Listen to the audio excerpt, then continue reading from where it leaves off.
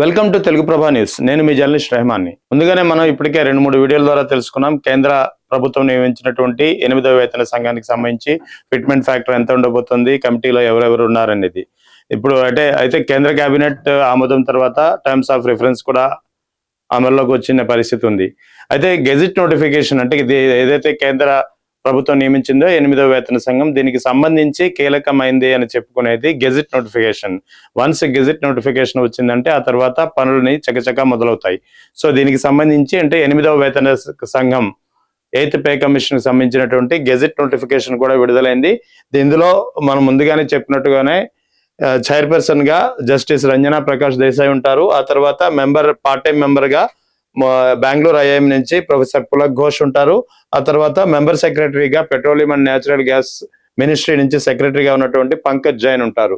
So త్రిసభ్య committee దీనికి సంబంధించినటువంటి పే కమిషన్ కి సంబంధించినటువంటి సూచనలు, సలహాలు, సిఫార్సులు చేస్తుంది. దీనికి సంబంధించినటువంటి అయితే టర్మ్స్ ఆఫ్ కండిషన్స్ కూడా ఇప్పటికే మనం చూసాం. టర్మ్స్ ఆఫ్ కండిషన్స్ లో ముఖ్యంగా పరిధిలోకి అంటే 8th పే కమిషన్ ఎవరెవరికి వర్తిస్తుంది అనేది ఒక చాలా ప్రధానమైన సందేహం వస్తుంది. అదే సమయంలో 8th పే కమిషన్ కు సంబంధించినటువంటి కేంద్ర ప్రభుత్వం తాజాగా నవంబర్ 3వ తేదీన విడుదల చేసినటువంటి ఈ గెజిట్ నోటిఫికేషన్ లో కేవలం కేంద్ర ప్రభుత్వానికి సంబంధించినటువంటి వివిధ ప్రభుత్వ శాఖల ఎంప్లాయీస్ గురించే ఉంది ప్రస్తావన ఉంది తప్ప పెన్షనర్ల గురించి మాత్రం ప్రస్తావన లేదు. అంటే ఈ క్రమంలో 8th పే కమిషన్ అనేది ఆ సిఫారసులు అనేది పెన్షనర్లకు వర్తించదా అనే ఒక సందేహం మొదలైంది.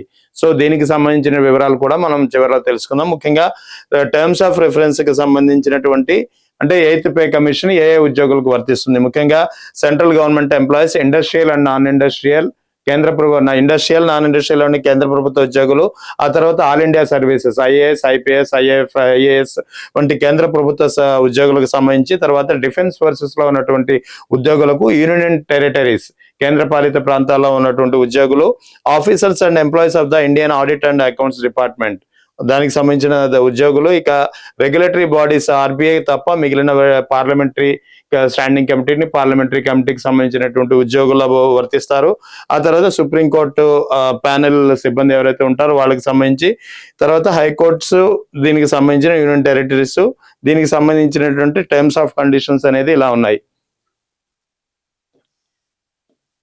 సో టర్మ్స్ ఆఫ్ కండిషన్స్ అనేది ఇప్పుడు ఈ కమిటీ ఏదైతే 8th పే కమిషన్ సంబంధించిన గెజిట్ నోటిఫికేషన్ ఇచ్చిందో 8th పే కమిషన్ ఏం చేస్తుంది?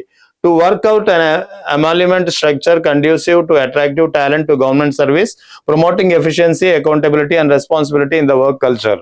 అంటే కేంద్ర ప్రభుత్వ ఉద్యోగులకు సంబంధించినటువంటి పనితీరు ఎలా ఉంది, ఆ పనితీరు మెరుగుపరచడానికి ఏం చేయాలి, ఎటువంటి ప్రస్తుతం ఉన్నటువంటి వేతనాలు ఎలా ఉన్నాయి, దీన్ని మెరుగుపరచడానికి ఏం చేయాలనేది సిఫారసులు చేస్తుంది.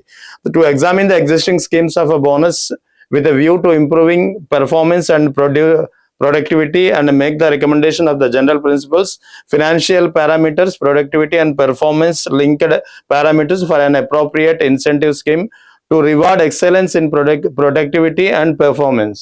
దీనికి సంబంధించి అంటే ప్రొడక్టివిటీ ముందుగా మనం చెప్పుకున్నాం కదా, ఇప్పటికే ఉన్నటువంటి వివిధ ప్రయోజనాలు కావచ్చు, వివిధ బెనిఫిట్స్ కావచ్చు, వీటిని పరిగణనలో తీసుకుని రానున్న 8th పే కమిషన్ లో ఎటువంటి సూచనలు ఇవ్వాల్సి ఉంటుంది, దీన్ని ఏ విధంగా మెరుగుపరచాల్సి వస్తుంది అనేది కూడా కీలకంగా ఒక అంశంగా మారుతుంది.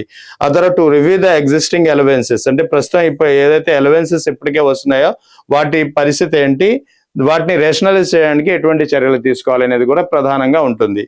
To review the death come retirement gratuity of employees Born in the national pension system, ఎవరైతే నేషనల్ పెన్షన్ సిస్టమ్ కానీ లేదా యూనిఫైడ్ పెన్షన్ సిస్టమ్ కొత్తగా కేంద్ర ప్రభుత్వం తీసుకొచ్చింది, ఓపీఎస్ స్థానంలో ముందుగా ఎన్పిఎస్ తీసుకొచ్చింది. ఆ తర్వాత ఎన్పిఎస్ పై పెద్ద ఎత్తున విమర్శలు వస్తున్న నేపథ్యంలో దీన్ని ఎన్పిఎస్ నుంచి ఆటోమేటిక్ గా కావలసిన వాళ్ళు యూనిఫైడ్ పెన్షన్ సిస్టమ్ కి ఆప్ట్ కావచ్చు అని చెప్పి కేంద్ర ప్రభుత్వం సూచించింది. సో ఈ రెండింటికి వర్తించే విధంగా డెత్ కమ్ రిటైర్మెంట్ గ్రాట్యుటీ అంశాలను కూడా పరిగణలో తీసుకుంటుంది. ఎవరైతే నేషనల్ పెన్షన్ సిస్టమ్ లో వర్తించారో వాళ్ళకు కూడా దీనికి సంబంధించిన బెనిఫిట్స్ ఎలా ఇవ్వాలనేది కూడా ఈ కమిటీ పరిగణలో తీసుకుంటుంది. అయితే ఇంతవరకు బాగానే ఉంది. ఇది 8th పే కమిషన్ ఏం చేయాలి, ఎవరెవరికి ఇది వర్తిస్తుంది, ఎవరెవరికి ఇది వర్తించదు అనేది ఇప్పటివరకు మనం ఈ గెజెట్ నోటిఫికేషన్ లో ఉంచినటువంటి టర్మ్స్ ఆఫ్ రెఫరెన్స్ ద్వారా తెలుసుకున్నాం. అయితే అదే సమయంలో to make the recommendation on above keeping in view, ఇక్కడే అసలైన మెలిక ఉంది. ఎందుకంటే ఎయిత్ పే కమిషన్ అయితే ఏర్పడింది, గెజెట్ నోటిఫికేషన్ వచ్చింది, కమిటీ ఏర్పడింది, ఇంకా రికమెండేషన్స్ ఇంకేముంది అంతా అయిపోతుందనే ఆనందపడడానికి లేదు. ఎందుకంటే ఇక్కడ కొన్ని కండిషన్స్ అప్లై అని మనం ఏ విధంగా చెప్పుకుంటామో కండిషన్స్ అనేది ఇక్కడి నుంచి మొదలవుతాయి. కొన్ని కీలకమైన అంశాలని ఈ ఎయిత్ పే కమిషన్ యొక్క కమిటీ పరిగణలో తీసుకుని మాత్రమే తాను చేసే సిఫార్సులు కానీ సూచనలు కానీ ఉండాలనేది ఇక్కడ స్పష్టంగా గెజెట్ నోటిఫికేషన్ లో ఉంది. To make recommendations on the above అంటే ఇప్పటి వరకు మనం పైన చెప్పుకున్నటువంటి రికమెండేషన్స్ సిఫార్సులు చేయడానికి కీపింగ్ ఇన్ వ్యూ వీటిని పరిగణలో తీసుకోవాలి. ఏవి? The economic conditions in the country and the need for fiscal production, అంటే ప్రస్తుతం దేశ ఆర్థిక పరిస్థితి ఎలా ఉంది, దేశ ఆర్థిక పరిస్థితి దృష్ట్యా ఎటువంటి ఆర్థిక ప్రయోజనాలు చేకూర్చే చర్యలు తీసుకోవాల్సి ఉంటుంది, వేటికి వయబిలిటీ ఉంటుంది, వేటికి వయబిలిటీ ఉండదు అనేది ఫీజిబిలిటీ సాధ్యాలు అన్ని పరిశీలనలో తీసుకోవాలి. అప్పుడు మాత్రమే దీన్ని అంటే దేశ ఆర్థిక పరిస్థితి అంటే రికమెండేషన్స్ ఇచ్చినంత మాత్రాన వాటి అమలు కావడానికి లేదు. ఆ ఇచ్చే రికమెండేషన్స్ అనేది దేశం యొక్క ఆర్థిక పరిస్థితిని అనుగుణంగా వాటికి లోబడి మాత్రమే ఉండాలి. To need to ensure that the adequate resources are available for development expenditure and welfare measures, అంటే కేంద్ర ప్రభుత్వం ఏదైతే అభివృద్ధి పనులు చేపడుతుందో, ఏవైతే సంక్షేమ పథకాలను ప్రస్తుతం అమలు చేస్తుందో వీటన్నిటికీ కావలసినటువంటి రిసోర్సెస్ అంటే దీనికి సంబంధించిన ఆర్థిక వనరులు ఉన్నాయా లేవా, వాటికి లోటు రాకూడదు. ఏదైతే కేంద్ర ప్రభుత్వం ఇప్పటికే అమలు చేస్తున్న సంక్షేమ పథకాలు కానీ అభివృద్ధి పనులకు కానీ కావలసిన నిధులకు లోటు కాకుండా ఎయిత్ పే కమిషన్ యొక్క రికమెండేషన్స్ అనేది ఉండాలి. తర్వాత the unfunded cost of non contributory pension scheme, the likely impact of the recommendations on the finances of the state governments which usually adopt the recommendations with some modifications. ఇక్కడ మరో మెలిక, eighth pay commission recommendations అనేది కేవలం కేంద్ర ప్రభుత్వం అంటే దేశ ఆర్థిక పరిస్థితి కేంద్ర ప్రభుత్వం యొక్క ఖజానాను దృష్టిలో పెట్టుకుని మాత్రమే కాకుండా దేశంలోని అన్ని రాష్ట్రాల ఆర్థిక పరిస్థితులను కూడా దృష్టిలో పెట్టుకోవాలి. ఎందుకంటే ఎయిత్ పే కమిషన్ అనేది సాధారణంగా కేంద్ర ప్రభుత్వ ఉద్యోగులకు మాత్రమే వర్తిస్తుంది. కానీ వన్స్ ఎయిత్ పే కమిషన్ కొత్త పే కమిషన్ ఎప్పుడు ఏర్పడినా సరే కేంద్ర ప్రభుత్వం ఉద్యోగులకు వర్తించిన తర్వాత నెమ్మదిగా అదే ఎయిత్ పే కమిషన్ రికమెండేషన్స్ ని కొద్దిగా ఆయా రాష్ట్రాల ఆర్థిక పరిస్థితులకు అనుగుణంగా ఆయా రాష్ట్రాల్లో ఉన్నటువంటి ఉద్యోగుల పరిస్థితులకు వేతన పరిస్థితులకు అనుగుణంగా కొద్దిగా మార్పులు చేస్తూ అదే రికమెండేషన్స్ ని రాష్ట్ర ప్రభుత్వాలకు కూడా అమలు చేయాల్సిన పరిస్థితి ఉంటుంది, అమలు చేస్తాయి కూడా. అదే ప్రక్రియ ప్రస్తుతం ఇప్పటి వరకు జరుగుతూ వస్తుంది. సో అందుకే ఇక్కడ రెండవ condition, the likely impact of the recommendations of the finances of the state governments which usually adopt the recommendations with some modifications.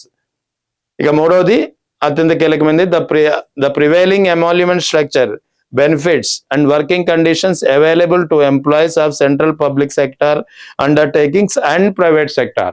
ఇక్కడ కేవలం కేంద్ర ప్రభుత్వ ఉద్యోగుల కేంద్ర ప్రభుత్వ రంగ సంస్థల ఉద్యోగుల వేతనాలని వారికి వచ్చే ప్రయోజనాలని ఆ పనితీరును వారి సామర్థ్యాన్ని మాత్రమే పరిగణలో తీసుకోకుండా ప్రైవేట్ సెక్టార్లో ఉన్నటువంటి ఉద్యోగుల పనితీరు ఎలా ఉంది, వారి వేతనాలు ఎలా ఉన్నాయి, వారి సామర్థ్యం ఎలా ఉంది అనేది కూడా ఎయిత్ పే కమిషన్ సూచనలో తీసుకోవాల్సి వస్తుంది. అంటే ఇన్ని కండిషన్స్ దాదాపు 1, 2, 5 కండిషన్స్ ని పరిగణలో తీసుకుంటూ మాత్రమే ఎయిత్ పే కమిషన్ అనేది తన తాజా సిఫార్సులను చేయాల్సి ఉంటుంది. ఇది స్థూలంగా ఎయిత్ పే కమిషన్ కి సంబంధించినటువంటి గెజెట్ నోటిఫికేషన్. సో ఓవరాల్ గా ఇందులో ఇప్పటివరకు మనం చూసాం, ఇందులో ఎక్కడా కూడా పెన్షనర్ల ప్రస్తావన లేదు. అయితే మరి ఎయిత్ పే కమిషన్ నివేదిక సిఫారసులు కేవలం కేంద్ర ప్రభుత్వ ఉద్యోగులకైనా, కేంద్ర ప్రభుత్వ ఉద్యోగులను కాకుండా పెన్షనర్లకు వర్తించవా అంటే ఖచ్చితంగా వర్తిస్తాయి. గెజిట్ నోటిఫికేషన్ లో దీని గురించి ప్రస్తావన లేకపోవచ్చు కానీ ఇది బై డిఫాల్ట్ ఉంటుంది. ఎందుకంటే గతంలో 2016లో అమల్లో వచ్చినటువంటి seventh pay commission gazette notification ఏదైతే 2014 ఫిబ్రవరిలో విడుదలైందో అప్పట్లో కూడా ఆ seventh pay commission gazette notification లో కూడా కేంద్ర ప్రభుత్వ ఉద్యోగులు ఎవరెవరైతే ఈ పరిధిలోకి వస్తారో వారికి సంబంధించినటువంటి అంశాలే ప్రస్తావనలో ఉన్నాయి తప్ప పెన్షన్ల ప్రస్తావన అప్పట్లో కూడా లేదు. కానీ సెవెంత్ పే కమిషన్ అమల్లోకి వచ్చిన తర్వాత కేంద్ర ప్రభుత్వ ఉద్యోగులతో పాటు పెన్షనర్లకు కూడా ఆయా ప్రయోజనాలు వర్తించాయి. సో ఇక్కడ కూడా ఇదే జరుగుతుంది. Eighth pay commission gazette notification లో పెన్షన్ల ప్రస్తావన స్పష్టంగా లేకపోయినప్పటికీ వన్స్ అమల్లోకి వస్తే మాత్రం ఖచ్చితంగా కేంద్ర ప్రభుత్వ ఉద్యోగులతో పాటు పెన్షనర్లకు కూడా దీనికి సంబంధించినటువంటి సిఫార్సులు ఆ ప్రయోజనాలు అమలు కానున్నాయి.